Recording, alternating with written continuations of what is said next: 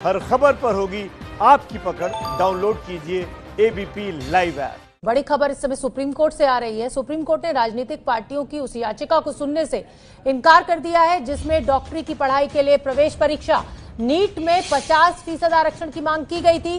पार्टियों की दलील थी कि राज्य के नियम के हिसाब से भी इस परीक्षा में आरक्षण होना चाहिए। सुप्रीम कोर्ट ने याचिकाकर्ताओं को हाईकोर्ट जाने के लिए कहा है। 50% ओबीसी के लिए रिजर्वेशन की मांग इन राजनीतिक दलों के द्वारा की जा रही है। मेडिकल प्रवेश परीक्षा नीट में है आरक्षण का मामला। सुप्रीम कोर्ट ने याचिकाकर्ता को हाईकोर्ट जाने के लिए कहा। सुप्रीम कोर्ट ने सुनवाई से इनकार किया। 50% ओबीसी आरक्षण की मांग है। 27% पहले से मिलता है, लेकिन राज्य सरकारों का कहना है कि राज्य सरकारों के नियम के हिसाब से आरक्षण डॉक्टरी की पढ़ाई के लिए जो एग्जाम होता है नीट, उसमें होना चाहिए। पर आरक्षण पर सुनवाई से सुप्रीम कोर्ट ने इनकार कर दिया है। याचिकाकर्ताओं को हाईकोर्ट जाने के लिए कहा है। तो मेडिकल प्रवेश परीक्षा होती है नीट। सुप्रीम कोर्ट ने तमिलनाडु की राजनीतिक पार्टियों की याचिका सुनने से मना किया। आरक्षण मौलिक अधिकार नहीं है, सुप्रीम कोर्ट ने कहा। याचिका में नीट परीक्षा में राज्य में 50% ओबीसी आरक्षण की मांग की गई थी, लेकिन सुप्रीम कोर्ट ने कहा कि आरक्षण कोई मौलिक अधिकार नहीं है। सुप्रीम कोर्ट ने याचिकाकर्ताओं को मद्रास हाईकोर्ट जाने के लिए कहा है। राजनीतिक दलों की जगह प्रभावित लोगों को आना चाहिए था। सुप्रीम कोर्ट की बड़ी टिप्पणी।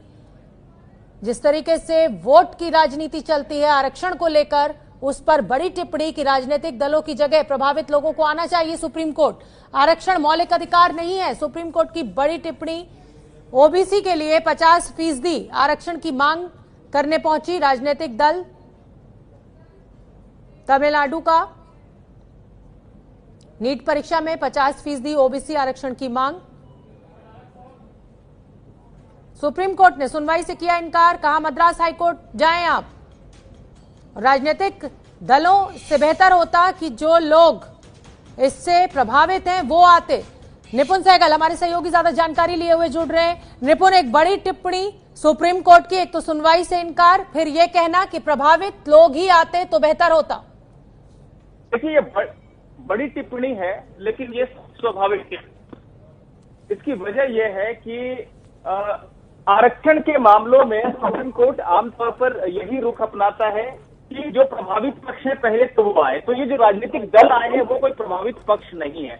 दूसरी बात ये कि उन्होंने जनहित याचिका की तरह इस याचिका को दाखिल किया था, जो कि उचित नहीं है। सुप्रीम कोर्ट ने कहा कि कोई आरक्षण मौलिक अधिकार नहीं है, जनहित याचिका मौलिक अधिकार के लिए दाखिल की जाती है।